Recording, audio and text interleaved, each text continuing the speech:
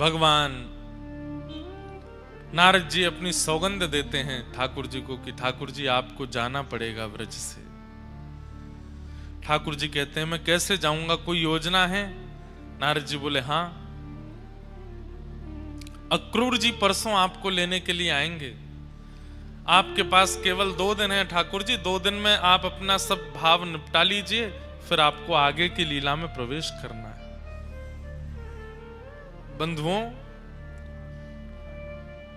भगवान की जैसे मानो नींद उड़ गई हो, अब मैं कैसे जाऊं यहां से, कैसे आगे प्रस्थान करूं?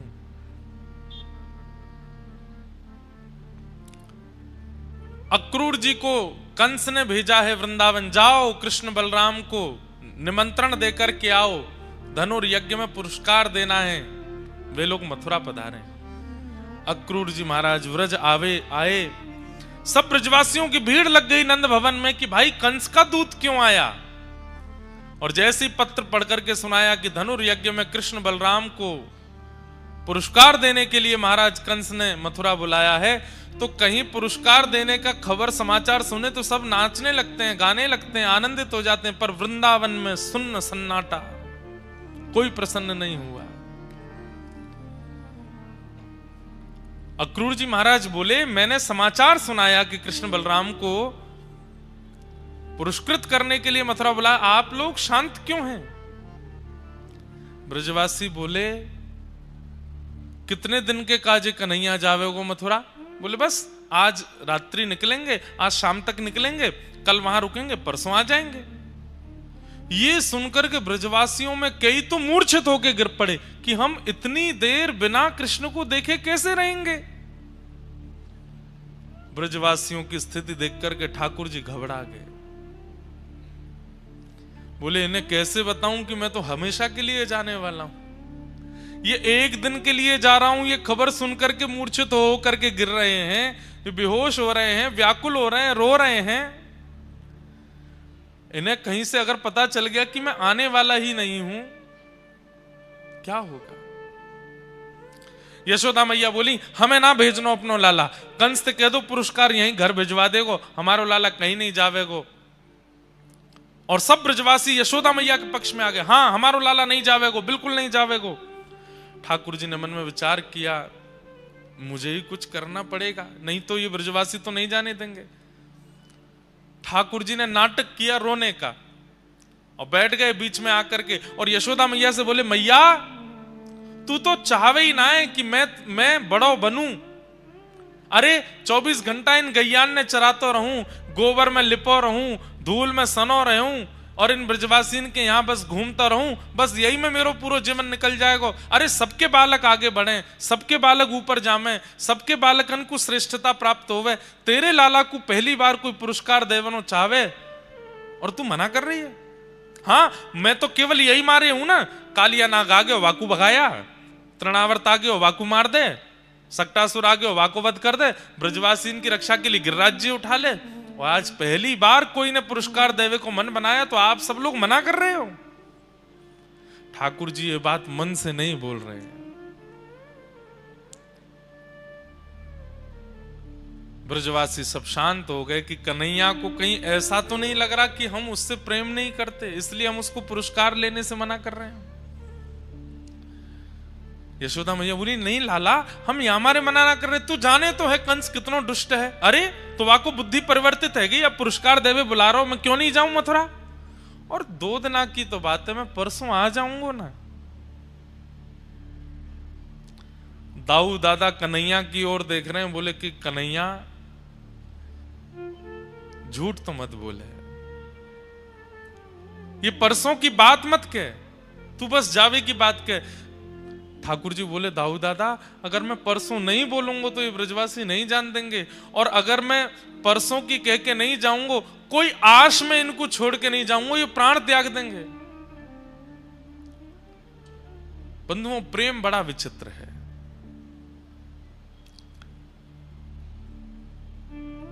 प्रतीक्षा प्रेम का एक स्वरूप है और ब्रजवासियों जितनी प्रतीक्षा पूरे विश्व में किसी ने नहीं की। 11 वर्ष 56 दिन की आयु में ठाकुर जी गए हैं और ब्रजवासी 225 वर्ष केवल प्रतीक्षा करते रहे कि ठाकुर जी आ रहे होंगे, अब हमारो लाला आवेगो। हर दिन ब्रजवासी कहते परसों की कह के गयो, परसों तो कब की बरसन की निकल गई। अरे नाए, आज बोलो, आज कहा बोलो, बोले परसों आवेगो, परसों फिर बोल दियो आज परसों आवेगो। रोज ब्रजवासी परसों परसों कहते के ठाकुर जी। एक दिन तो ब्रजवासी सब हंसने लगे, वाह लाला कल नहीं कह के गयो, परसों कह के गयो, और ये परसों बरसन के समान है गई, रोज परसों आ जाए। एक आशा दे करके गए ब्रजवासियों को कि मैं परसों आ जाऊंगा।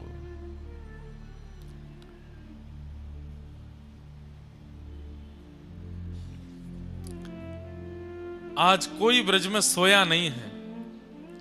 नंद भवन के बाहर सब लोग केवल मुख्य द्वार को देख रहे हैं, और रात में जिसको जैसा मंत्र आता है, जैसी विधि आती है, जैसे श्लोक आते हैं, जो नाम आता है उसी को जपने बैठ गए। कोई पूछे क्यों जप रहे हो, कन्हैया जानो रुक जाए, अब नहीं नहीं कन्हैया को नहीं रोक सकते, वाकु रोकेंगे तो वाकु यूं लगे कि हम बातें प्रेम ना करें। हम तो सूर्य नारायण से प्रार्थना कर रहे हैं कि कल उदय मत होई हो, ये रात लंबी है जाए, ये रात वर्षन की है जाए, युगन की है जाए, कि कन्हैया कभी हमें छोड़ के नहीं जावे। 4:30-5 बजे का जैसे ही प्रातः काल समय हुआ, धीमे धीमे सूर्य प्रकाशमान होने लगे। ब्रजवासियों की उतनी व्याकुलता बढ़ती जा रही है। बालक दौड़ दौड़ करके अपनी मैयाओं की गोद से लिपट रहे हैं, वो पूछ रहे हैं मैया कन्हैया चलो जाएगो, कन्हैया कब आवेगो, अरे परसों आ जाएगो। रात में यशोदा मैया के अंक में भर के ठाकुर जी सोते हैं। अंक में भर के मतलब मैया की छाती पे तो मुख रखते हैं, मैया के पेट के ऊपर कटी भाग के रूप में अपना चरण रखते हैं, और ठाकुर जी ऐसे लिपट करके मैया से सोते हैं रोज। आज ठाकुर जी सो नहीं रहे रात को, और लंबी लंबी सांस ले रहे हैं। क्यों? यशोदा मैया की अंग की सुगंधी को अपने भीतर धारण कर रहे हैं कि पतो ना अब ये सुगंधी मुंह को कब मिलेगी।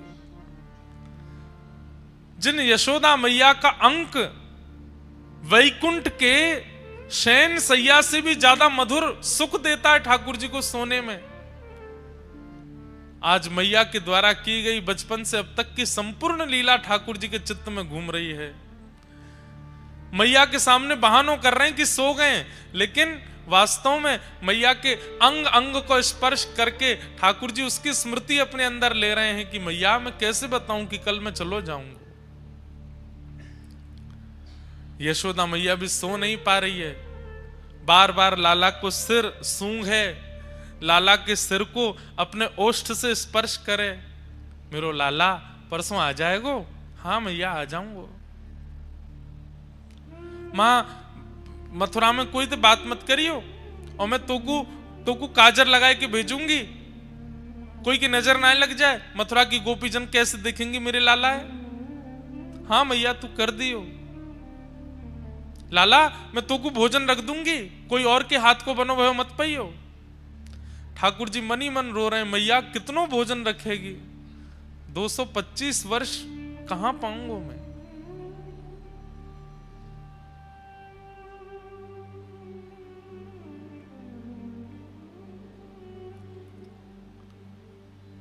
रात भर यशोदा मैया के अंक से लिपटे ठाकुर जी रुदन करते रहे।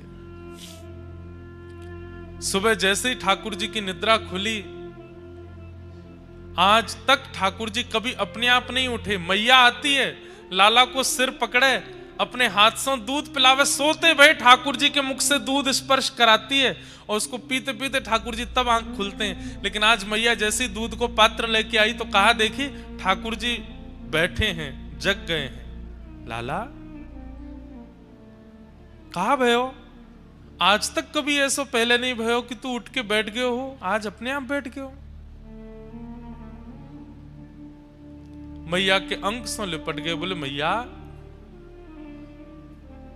मैं परसों तक कैसे रहूंगा तेरे बिना, परसों शब्द है पर मन में बरसों आ रही है ठाकुर जी के।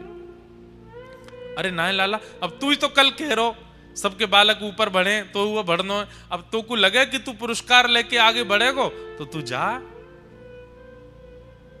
और मैं कहीं जा थोड़ी नहीं हूं लाला, तू आ जाएगो वापस। फिरते वही ब्रजमंडल में लीला होंगी, फिरते रोज गैया चरावे जाइयो, फिरते रोज माखन मिश्री लाला को पवाए करूंगी, बस 2 दिन की तो बात है। ठाकुर जी बहुत भावुक हो रहे हैं।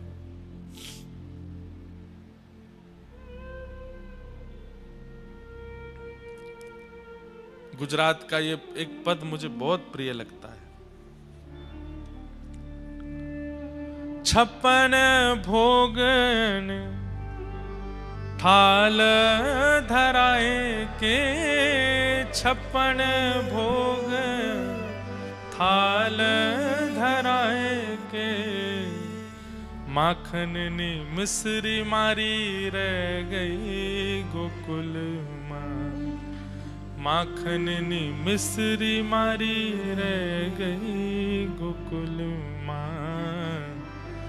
नंद लाला ने माता यशोदा जी सांभरे, ममता नी मूर्ति मारी रह गई गोकुल माँ। नंद लाला ने माता यशोदा जी सांभरे, ममता नी मूर्ति मारी रह गई गोकुल माँ।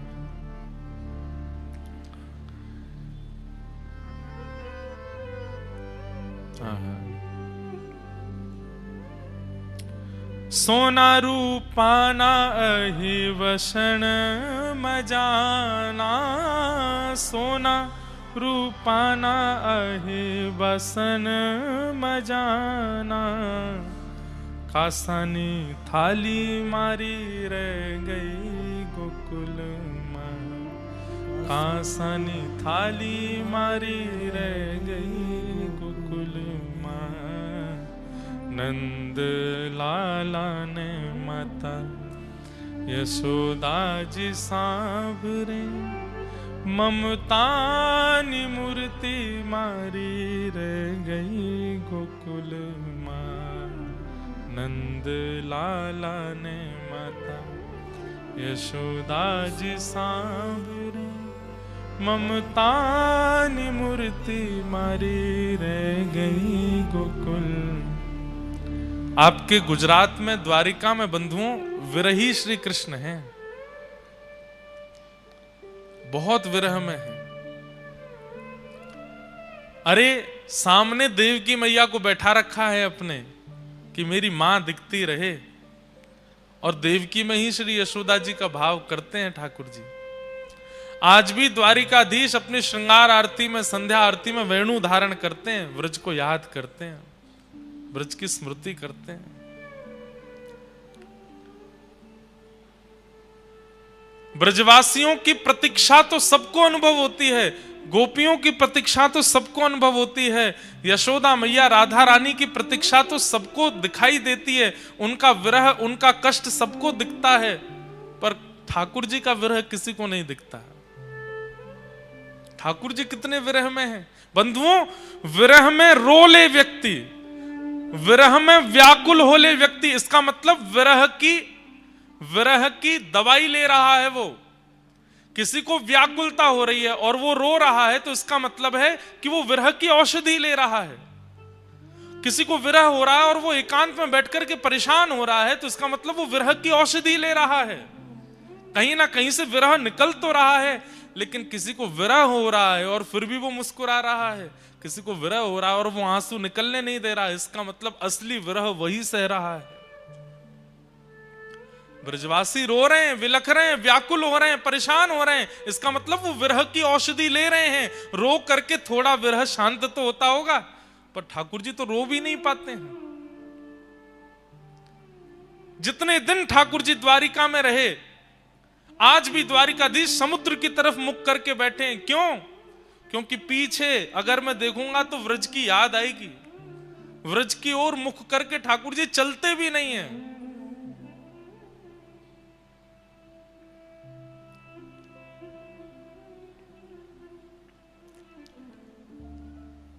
हीरा माणिक ना मुकुट धराए छे, हीरा। हमारे संगीत वाले भैया शायद नहीं गा पाए, आप सबको तो याद है, आप सब गाओ, गुजराती है। हीरा माणिक ना मुकुट धराए छे, हीरा माणिक ना मुकुट धराए छे। मोर पीछ पाग मारी रह गई गोकुल मां, मोर पीछ पाग हाथी ने घोड़ा ही झूले आमवड़िए, हाथी ना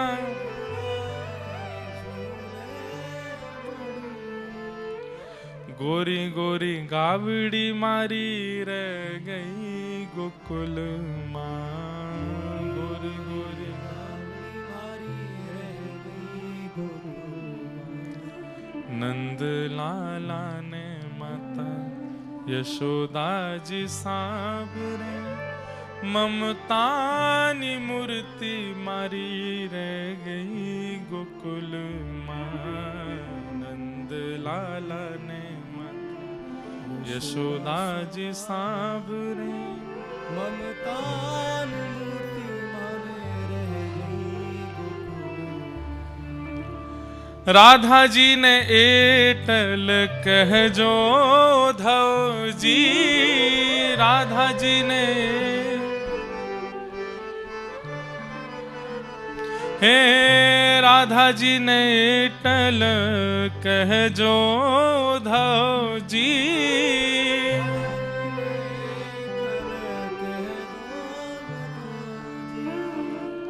हमी भरी आंख मारी रह गई गोकुल मां, भरी आंख मारी रह गई गोकुल। नंद लाला ने माता जसोदा जी सांवरे, ममतानी मूर्ति मारी रह गई गोकुल मां। नंद लाला ने माता जसोदा जी सांवरे, ममतानी मूर्ति मारी गई गोकुल। मेरे मन में भाव आता है कि जब द्वारिका आप लोग जाते हैं, ब्रज का कोई भाव सुना के आया कीजिए ठाकुर जी को। वहां राजाधिराज महाराज बनकर के बैठे हैं, सुंदर नगाड़े बजते हैं, एक से एक 56 भोग व्यंजन ठाकुर जी को चढ़ाए जाते हैं, ध्वजा जी चढ़ाई जाती हैं सोने चांदी के खूब सुंदर। पर इनमें ठाकुर जी को सुख मिलता नहीं होगा। वो हमें दिखाने के लिए प्रसन्न होकर के कहते होंगे हम बड़े प्रसन्न हैं, पर व्रज का एक भाव सुना दिया करो। या वृंदावन या व्रज जब भी जाते हैं तो पहले घर मत आइए लौट करके, ब्रज से सीधे पहले द्वारिका जाओ और व्रज की कोई बात ठाकुर जी को बताया हो। व्रज में कैसा स्वभाव, कैसी स्थिति, कैसा व्यवहार, कैसी योजना अभी है, सब ठाकुर जी को बताओ। ठाकुर जी आपसे बड़े प्रसन्न हो जाएंगे। अरे भैया कोई न सोनो चांदी सब कछु मुंह को चढ़ाए होगो, पर मैं तो प्रसन्न हूं। क्यों? तो ब्रज की कछु बात मुंह को सुना भी आए हो। श्री उद्धव जी महाराज को ठाकुर जी ने व्रज भेजा ही इसीलिए है कि ये व्रज को अपने अंदर समाहित करके लाए, ताकि मैं जितने दिन द्वारिका में रहूं, मुझे व्रज की जब जब याद आवे मैं उद्धव को अपने पास बुला लूं और ये व्रज की कोई बात मुझे सुना दिया करे। ब्रजवासियों को समझाने के लिए उद्धव जी नहीं गए, ब्रजवासियों से वार्ता करने के लिए उद्धव जी को नहीं भेजा ठाकुर जी ने।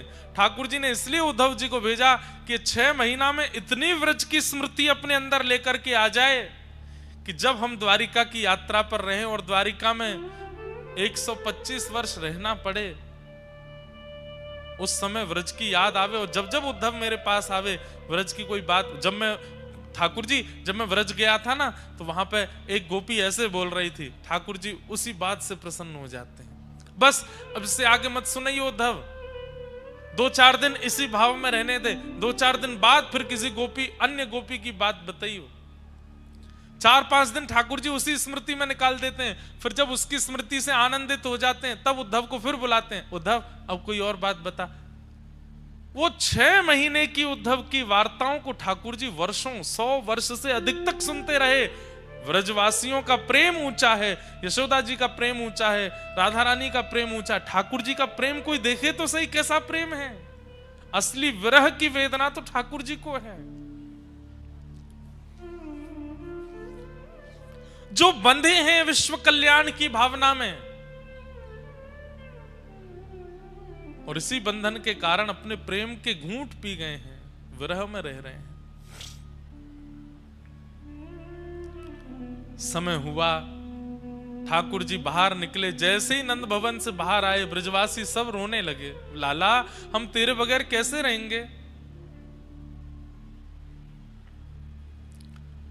ठाकुर जी बोले अरे मैं परसों आ जाऊंगा, कौन सा इतने दिनान के काजे जा रहा हूं। बोले पतो ना लाला तू परसों के काजे भी कह रहा हो, हमारे कल प्राण निकल गए तो और अंतिम क्षण में तोय ना देख पाए तो। ठाकुर जी बोले नहीं कछु ना होगो, मैं आ जाऊंगा परसों। सब ब्रजवासियों से मिलते हुए अपने हृदय को बहुत भारी करते हुए ठाकुर जी रथ में आरूढ़ हुए। जैसे निकलने लगे अक्रूर जी महाराज के मन में पता नहीं क्या बात आई। बंधुओं, जब अक्रूर जी ठाकुर जी को लेने के लिए वृंदावन आ रहे थे तब अक्रूर जी कारागृह में देवकी मैया से मिलने गए। बोले मैया अब प्रसन्न है जाओ। क्यों? आपको लाला वापस आ रहा है, मैं लेवे जा रहा हूं वाकू। देवकी मैया नाचने लगी, आनंदित हो गई, मेरो लाला आवेगो, मेरो कन्हैया आवेगो, मेरो गोपाल आवेगो, मैं अपनी आंखन से वाकू देखूंगी, अपने हाथन से स्पर्श करूंगी। देवकी मैया की उस स्थिति को देखकर के अक्रूर जी बड़े भावुक हो गए। जब जाने लगे तब देवकी मैया ने कही सुनो अक्रूर इधर आओ, मेरो एक काम करोगे? बोले कहा।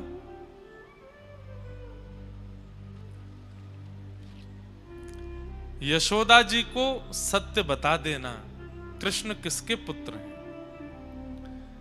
अक्रूर जी बोले मैया ये काम कैसे कर सकता हूं मैं, और ये कार्य किसी के वध करने के समान है, ये मुझे मत कहिए कहने को। उद्धव अगर ऐसा नहीं किया तो जीवन भर यशोदा इतनी व्याकुल, इतने विरह और इतनी वेदना में रहेगी, और वह वेदना वह विरह मैं भी यहां सहन नहीं कर पाऊंगी। अगर मुझे यशोदा की स्थिति किसी ने आके बताई तो मैं ही बावली हो जाऊंगी। 11 वर्ष 56 दिन में जब मुझे आकर के कोई यशोदा नंदन कृष्ण कहता है तो मैं अपनी वेदना समझती हूं। इसलिए यशोदा को सत्य बता देना। यहां देवकी मैया ने कुछ गलत नहीं किया बंधु। यशोदा मैया जीवन भर आश में रहती कि लाला मेरो है, आयो नहीं, अपनी मैया के पास आयो नहीं। अपने प्रश्न पर, अपने प्रेम पर प्रश्न चिन्ह उठ जाता, अपनी ममता पर प्रश्न चिन्ह उठ जाता। मैंने इतना प्रेम ना कियो कि लाला लौट के नहीं आयो मेरे पास। कृष्ण वापस नहीं आए, इसका एक भाव तो पता होगा यशोदा को कि वो मेरो लाला ना है, वो देवकी को लाला है, इसलिए बता के आना। उद्धव जी महाराज चलते रथ से 1 मिनट के लिए उतर गए। ठाकुर जी ब्रजवासियों से मिल रहे थे और दौड़ करके गए। ठाकुर जी बोले कहां जा रहे हो? अक्रूर जी महाराज बोले एक काम है ठाकुर जी, आप मिलो सबसे, मैं आऊं। और यशोदा मैया को भीतर नंद भवन में लेके गए और बैठा करके मैया से बोले मैया एक बहुत जरूरी बात करनी है, इसके बाद हो सकता है आपकी स्थिति दयनीय हो जाए, पर मुझे बताना पड़ेगा। कृष्ण आपके पुत्र नहीं है, कृष्ण देवकी के लाला है। कंस से रक्षा करने के लिए 11 वर्ष 56 दिन पूर्व एक बालिका को आपने जन्म दिया था, और उस बालिका को स्थानांतरित करके श्री वसुदेव जी महाराज यहां अपने लाला को सुला गए थे। वास्तव में कृष्ण देवकी के लाला है।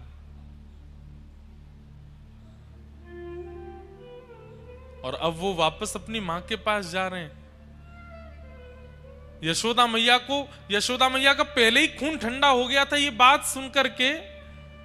लेकिन जब अक्रूर जी ने ये बात कह दी कि मैया अब संभवतः कृष्ण लौट के आएंगे नहीं, और ऐसा कहकर के प्रणाम करके जैसे ही गए, यशोदा मैया की मानो जैसे श्वास रुक गई हो।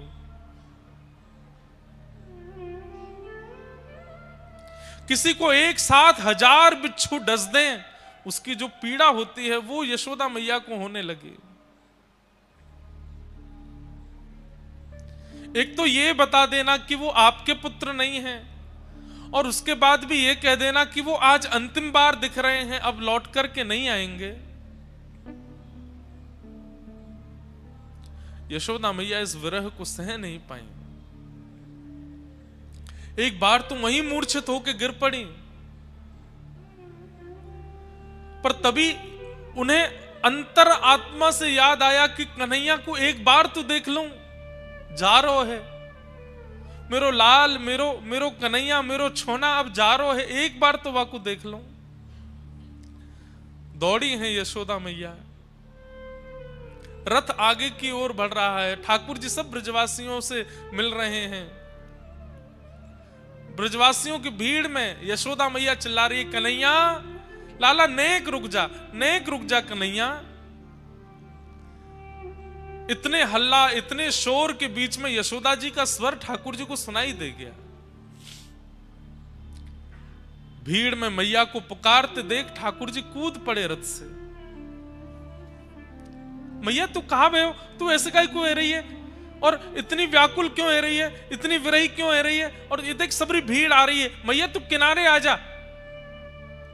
बार बार अपने अंग से लगाते हैं ठाकुर जी, मैया तू काहे को ऐसी है रही, अरे मैं आ जाऊंगा, तू कह दे, तू अगर कह देगी कि मैं नहीं जाऊंगा, परसों तक के लैया इतनो विरह है रोए, मैं नहीं जाऊंगा मैया, मैं कह दूंगा अक्रूर जी चले जाएंगे और दाऊ दादा जाके पुरस्कार ले आएंगे, मैं नहीं जा रहा हूं मैया, मैं तेरे पास रुक जाऊंगा।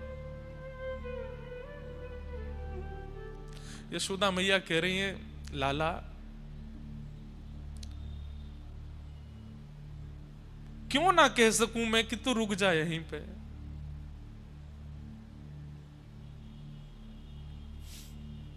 मुकु आज सत्य पतो चल गयो कन्हैया, तू मेरो पुत्र नहीं है, तू तो देवकी को लाला है।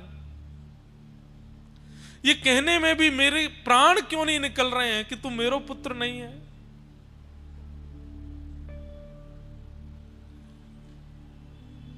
ठाकुर जी स्तब्ध हो गए, अक्रूर जी को देखने लगे। अक्रूर जी हाथ जोड़ के क्षमा मांग रहे, नाथ देवकी मैया की आज्ञा थी। अब ठाकुर जी किसी से कुछ नहीं कह रहे हैं, अब मैं कितना छुपाऊं, कितनी आशाएं दूं। यशोदा मैया लाल जी के एक एक अंग का स्पर्श कर रही हैं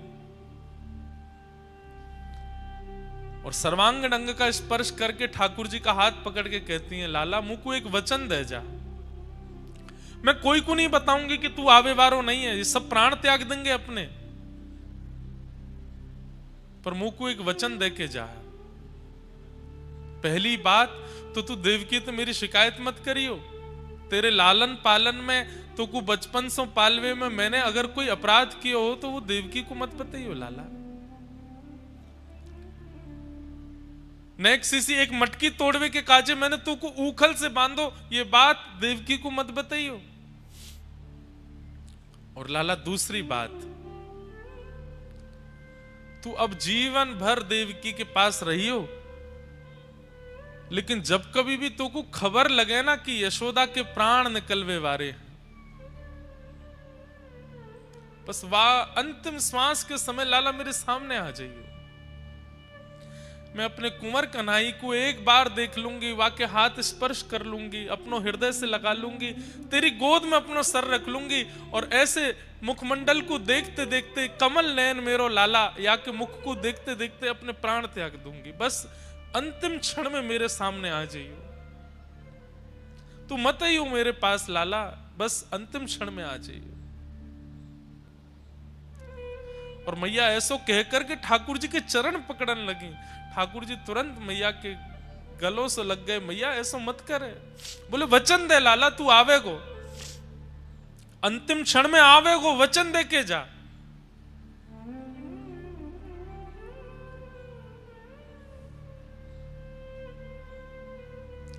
ठाकुर जी यशोदा मैया को वचन दे रहे हैं, मैया तो अंतिम क्षण नहीं, तू जब जब नेत्र बंद करेगी मैं तेरे सामने ही रहूंगा मैया, मैं कहीं नहीं जाऊंगा। नहीं, तू अब बीच में नहीं आवेगो, तू को मेरी सौगंध है, अब तू मत ही हो लौट के देवकी के पास जा, बस अंतिम क्षण में आ जाइयो।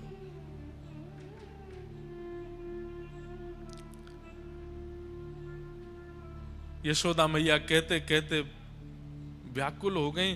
ठाकुर जी को अक्रूर जी ने कहा जय जय चलें। जैसे ही ठाकुर जी रथ की ओर मुड़े, यशोदा मैया देख नहीं पाई लाल को जाते भय, वहीं मूर्छित होकर गिर पड़ी।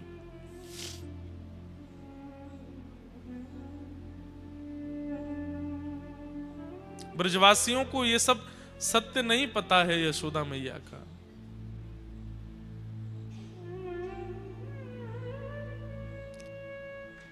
रथ पर आरूढ़ हो गए ठाकुर जी। ब्रजवासी सब देखते रहे रथ की ओर, और श्री कृष्ण मथुरा को प्रस्थान कर गए। मथुरा जाकर के ठाकुर जी ने अनेक उद्धार किए, कंस का वध किया, देवकी मैया को मुक्त किया।